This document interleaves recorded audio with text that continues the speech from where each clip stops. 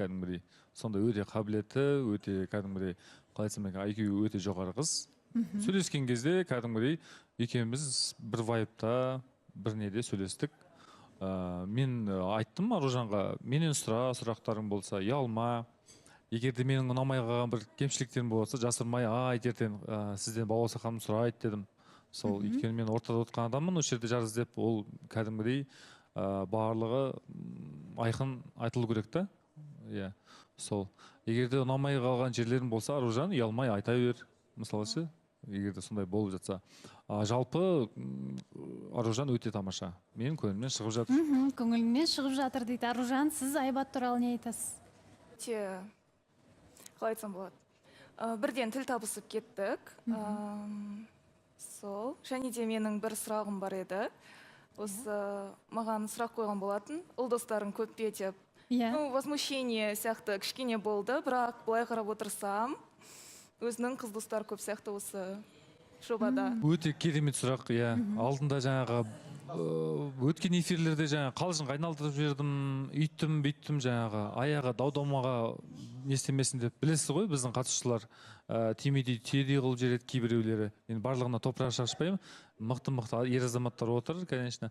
Бірақ мен негізі менің ұстаным, Балауса ханым, жалпы ер азамат болғаннан кейін, біз 30-дан асқаннан кейін, біз доспен де сыналдым, жармен де сыналдым, аузым күйген адаммын, мен үрлеп ішетін адаммын, мен әркіммен бүйтіп жақын дос болып кете алмаймын. Мен достықтың өзін таңдайтын адаммын ше, мысалы.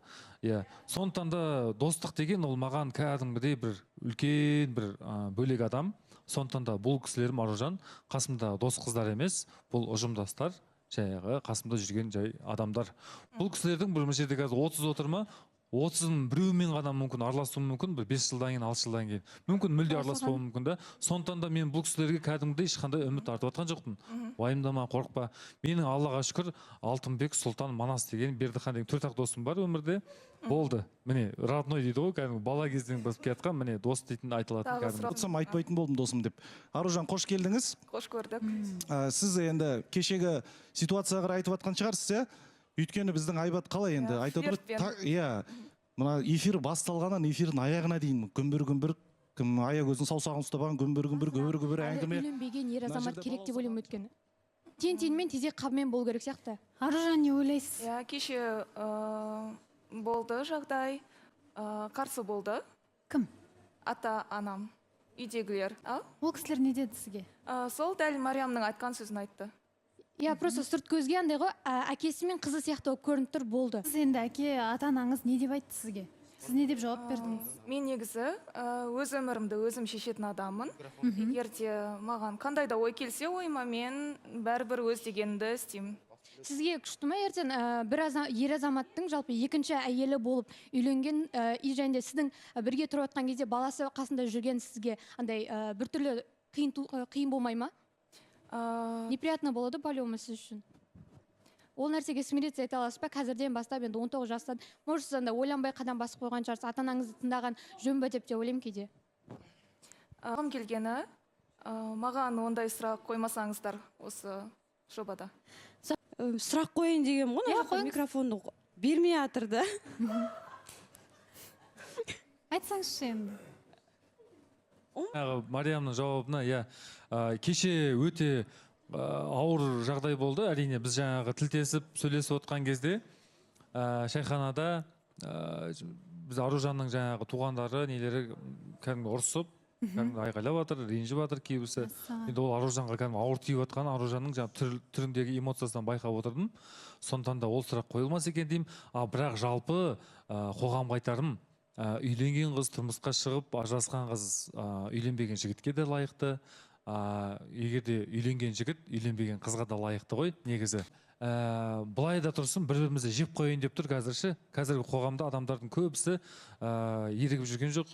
Шеттерінен кейбіреуі қампезер, кейбіреуі ақ жүрек болса да, сондықтан да сәл шалтық басып, сәл сүрінсең кәдімгідей үстінен тапап өтетіндей болып тұр да қазіргі қоғамшы. Сондықтан да өтініш, бұл өмірде, бұл жалпы өзіміздің қазақ елінде ажырасуды азайтып, туысқандар наоборот, тарапынан да қосылуды көбейтіп. мына жақта да палеон бұл қозғалатын тема соны да. сұрайықшы Аружан, ата анаңызға байланысты енді айтып жатсыз, қазір басталғаннан бастап қарсылық білдіріп жатыр, бірақ айтып отырсыз ғой, мен бәрібір де өзім шешім қабылдаймын деп. Дегенмен бәрібір де ата ананың разылығынан асып кете алмайсыз ғой. Бос жүрген ер азамат емес, оның да уақыты маңызды. Сондықтан сіз бір жағынан қазір шешіп алғаныңыз дұрыс сияқты. Жоқ, мен өзім үшін шешіп қойғанмын. Маған шынымен де ешкімнің ойы қызық емес. Өйткені менің бұрынғы жігітімнің де баласы болды. Ол да бұрын отбасы құрған жігіт болатын. Мен сол кезде уже ондай ойды қабылдап тастағанмын. Мен қабылдай аламын деп. Сіз сондай өзіңізді сондай жігіттерге лайықпын деп Енді көрдіңіз. әркімнің талғамы әртүрлі. Бұл кісі солай ойлайтын шығар. Бірақ енді бір жағынан сіз де сондай жігіттерге деп бөлмеңіз. Жоқ, просто енді ше тең-темен тезек қаумен Жоқ, деңгей Мариям, түсіп отыр да сонда. сен ол өзің мнениең ғой. Сен мысалы қалай лайықты бар, болмауы солай мүмкін. айтып жатырмын. Қараңызшы, Мариям, сіз мысалы тұрмыс құрған ер азаматқа лайықты емеспін деп санауыңыз мүмкін да, бірақ Иә, сіз мен рухани лайық емеспін, жағыңыздан, әлі көрмегенмін. тәрбиелік жағыңыздан, моральды тұрғыда сіз бар ғой, тұрмысқа шыққан әйелден қалып қоюыңыз мүмкін да. Ренжімеңіз, қазір қатты сөйлеп жүрсем бар ғой, тіліңіз күлбеленіп қалады, шын айтайын. Мариям, өйтіп қоя салыңыз, өйтіп қой. Балауса хан Жалпы Айбаттың айтып отырғаны, негізі Айбатқа ұнамайда тұрғаны, менің ойымша сіз сондай жігіттер деп бөлу. Бұл жерде бөліп тұрған жоқ қой, мен айтқым келгені, енді барлық өткен қателіктері болса да, қандай жерден отбасы күйсе де, және барлығы бақытты болуға лайықты, бірақ Айбат ағамыз мынау қазақы көрнек сөйлеп, өзі қазақшылыққа жақын келіндік тәрбиені жаңа әйеліне көрсеткісі келетіндей сондай адам ғой. Және де ата бабамыздан келе жатқан сөз, жаңа Мариям айтып кеткен, тең тебімен, тезек қабымен деген, сол сізге сіз қарсы келіп тұрғаныңыз деп түсіне аламыз ба бұл ойыңызды? Иә, қарсымын мен. Кейбір біздің ескі мақалдар, мәтелдер қазіргі дүниеде, кей кезде жұмыс істемей қалып жатыр. Негізі ол шын ғой. Ол кезінде кәдімгі алдына бір атар қой бағып, астына кәдімгідей қалай айтсам екен, қора-қора мал бағып жүрген кездегі айтылатын мысалы нелер, мақалдар қазіргі өмірде салыстырмалы түрде қазір байлық пен биліктің заманында ойнамай қалады. Бірақ Айбат аға, мақалдың тек өзіңе удобный версиясын ғана пайдаланып өмірде қолдануда ол дұрыс емес деп ойлаймын. Сондықтан барлығында ақыл насихатты барлығында қолданған дұрыс айтасың, бауырым, қараш. Бірақ өмірде ер азаматтар әртүрлі ғой. Ажырасқан бір жындысы бар, ажырасқан бір ақылдысы бар да. Өйткені барлығына топырақ шашуға болмайды. Ешкім ажырасам деп үйленбейді, және сіздердің солай бөлгендеріңіз өте қорқынышты. Әркім өз артын ойлау керек. Болашақта сіздерді не күтіп тұрғанын білмейсіздер. Саламатсыз болсақам, Айбатқа сұрақ қойғым келіп отыр еді. Негізі Айбат, сен айтасың, каждый кейін үміткерден сұрайсың ғой. Неге ұл достарың көп деп, мысалы, қандай қиянат жасап қойды, мысалы, ұл достары. Күшті сұрақ, мынандай момент болады да, бүлтірлі екен. Мен өмірлік бір жағдай ситуацияны айтып берейін. Бұл шынайы бағдарлама ғой, мен жасырып не істеймін, өткен несі бар, өзін өшіре алмайсың. Енді мен өзім жаңағы баламның анасымен араласам ғой, енді бала бар ортада, ол өте жақсы кісі, маған күшті Санжар деген ұлды дүниеге әкеп берді. Сәлеміміз зу, барлығы жақсы. Кей кезде жаңағы екеуміз енді бір не сияқтымыз, андай бір туыс сияқты болып кеткенбіз ғой. Бұрынғы бір екеуміз жаңағы бірге тұрған секілдіміз, бір туыс секілді, бір қарындасым секілді ма, сондай сияқты болып кеткен отношение. Сол кезде маған прикол ұстап айтады ғой. Білесің ба, анау бір Азамат деген жігіт болып еді ғой, сенің қасында СТО-да істеп еді ғой депші. Мысалы, мен СТО-да істедім ғой кезінде, моторист болып. Сол кезде екеуміз ажырасып кеткеннен кейін сол жігіт маған жазды ғой дейді да. Вот сондай болады да кей кезде ше. Даже достың өзін мен неге таңдаймын? Сұлу болса да сенімен араласатын достар бар да, кейбір жігіттер ше. Даже сондай жігіттер бар, ол бізде қоғамда ондай кездеседі. Мен одан зардап шеккен жоқпын, әрине ол жаңа Азамат деген адамнан ше. Бірақ просто именно сол жігітті күтпегенмін ғой, өйткені мен жасаған жақсылығым бар да ол жігітке, кәдімгідей, бауырым ғой, үйтіп жүр, анау-мынау деген, мысалы, сондай болады да. Және де досым деп жүріп, бір кейбір мен енді бір ұжымда жұмыс жасадым, 30 адам болды қарамағымда. Мен өзім жаңағы әкімгер болдым сол жерде. Сол кезде жаңағы досым деп екеуі ана қыз бен жігіттің досым деп бір-біріне жасап жүрген қылықтарын қарап, ана қыздың жігіті бар мына жақта, мына қыздың несі бар да, өзінің жаңағы екеуінің де жұптары бар, бірақ досым деп істеп жүрген іс-әрекеттеріне қарап айттым, мыналарың жынды екен ғой депші, мысалы. Ондай да бар. Мысалы қара, Аружан, егер де болашақта солай досым деп жасайтын әрекет болса, мен кәдімгідей мойындаймын, ондай қылық болса.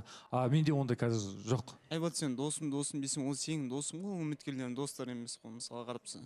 қыздың досы емес қой. Сенде сонда получается фобия қалып кеткен ба сондай? Ұстанымым, мен өзім еркек ретінде, жігіт ретінде қыз баламен дос болмаймын, дос болмағамда.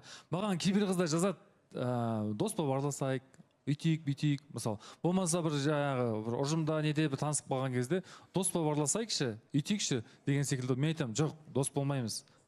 Дос деген жаңағы сырақтару, үйту, бүйту, жаңағы бірге бару, жаңағы біздің Айнұр ханымды айтып кеткенде жаңағындай элитный сыраханаларға бару деген сияқты ондай жоқ менде, шын айтамын. Осыған рахмет.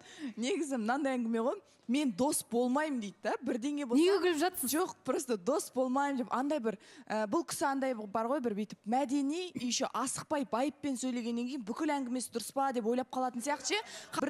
Бірдеңе болса, алдыңғы эфирлерде айтып жүрдіңіз, Айнұр менің досым, Аягөз менің досым, басқасы менің досым деп. Бірақ ортасынан келесіз да, қазір Аягөзбен әңгіме қатты қозғалып кеткенін қаламай отырсыз ба? Ол әңгімеге келгенде сіз қазір мен ешқашан дос болмаймын дейсіз. Бірақ негізі ол достықтан да бөлек, ертең күні енді көреміз ғой, ол Аягөз екеуің әңгімелерің 1-2 аптадан кейін мен шығады ма деп ойлаймын да, енді өзімнің бір түйсігім. Жаңа айтылып жатқан кейбір пікірлер болды. Мариям айтты, Оразғали айтты. Мен толыққанды келіспеймін ол нәрсеге. Ажырасқан адам ол екінші сорттың адам емес, ол да бақытты болуға лайық. Бірақ бұл жерде мынандай әңгіме ғой, екеуіңіз шынымен де андай ғой, сіздің талғамыңызға тек қана бір кожасының цветі кеп тұрған сияқты бұл қыздың. Өзіңіз айтатын едіңіз ғой, ақ құба қыз жақсы көрем деп. Басқа ештеңе келмейтін сияқты да, сізде жай ғана андай білмеймін, көңіліне қарап отырсыз ба, өзі бір үлбіреген қыз екен, андай бірдеңе айтып қалсаң біртүрлі болып қалатын сияқты да. Көңіліне қарап отырсыз ба, бірақ расымен де бағана Барыс мырза басын бастап кетіп еді, шынымен де Аягөздің қолын ұстап отырғанын өзім өз көзіммен көрдім. Өз досыңыздың ғана қолын ұстайды екенсіз просто. Сол нәрселерді андай ғой, іште қараш, іште осы жерде я жауап бере алмайтын, мойындай алмайтын әрекеттерді жасамаса дұрысырақ болады ма деп ойлаймын. Сіз Аягөздің қолын ұстадыңыз ғой дегенде Аягөз төменге қарап майысып отыр да. Жоқ, ондай қол ұстаған деген. Қол ұстау деген. Бүтін Аягөз бүйтіп отыр да. Аягөз деген кім? Никонетке ұқсайтын қыз ба? Жоқ, мен бірінші сұраққа жаңа пікірге жауап берейінші. Ақеркенің досым деген жоқпын, мен жақсы араласатындар дедім. Жақсы араласатындар дедім, Ақерке. Досым деген жоқпын. Неге баян тапқанбыз кигіз үйге. Таудың жағасына барып контент түсіріп ше, кигіз үйде тамақ істеп жаңағындай соған барайын жатқанбыз, соны айтып жоспарлап жаңағындай планға кіріп кеткенбіз ғой. Болды, басқа ол жерде ешқандай не болған. Түсінбедім, кімге ұқсайтын қыз ба дедіңіз? Никонет. Никонет маған ұқсайтын шығар, енді мен суретімді апарып жасатып алдым ма білмеймін ғой. Никонетке ұқсайсың дейді, мен айттым да. Соған айтқан ғой. Жалпы айтқанда ол маған ұқсайтын шығар деймін да, менің суретімді апарып жасатып алғаннан мен кінәлімбесін. Мен сияқты сұлу болғысы келді, сонымен жасатты. Өтініш, менің үміткеріме сыйластықпен қараңыз да. Үміткеріңіз жақтаймыз деп мені түсірмей-ақ қойыңыз мына жерде. Үміткеріңіз өзі бірінші бастап тұр ғой. Негізі Айбат әрдайым ортаға шыққан кезде бір қызбен мәселе болып қалған кезде ойбай мен дос емеспін, тек жолдаспын, тек таныспын деген нәрсені айтады да, бірақ қол ұстасу, жаңағыдай онымен ыртың-жыртың сөйлесу ол достықтан да ары өтіп кеткен нәрсе деп ойлаймын да. Просто Айбат мынандай нәрсе көріп тұрық та, енді ренжіме, бірақ сен айтасың, бірақ ісің басқаша болып кетіп жатыр да. Және мына жерде андай нәрсе көріп отырмын да, жаңа енді менің үміткерімді түсіріп ешқандай түсіріп жатқан жоқ. Жаңа сұрақ қойды ма, оған жауап беріп жатыр да Аягөз. Енді бұл үміткердікі дұрыс емес деп отқан жоқпын енді. Келіп отқан, танысып отқан ол дұрыс шығар, бірақ жаңағыдай енді халыққа бір жақсы көріну үшін ба, бір жақсы бір үміткерін қолдап отыр ғой деп халық айттыру үшін ба, сенікі дұрыс емес сияқты деп жеткізуге де болатын еді, бірақ бет алды қорғай бергенде. Қорғайтын жерде қорғаймын. Бірақ рет шабуыл жасалды ғой, мен үміткер. Айбат таныстық жалғаса ма? Әрине жалғасады.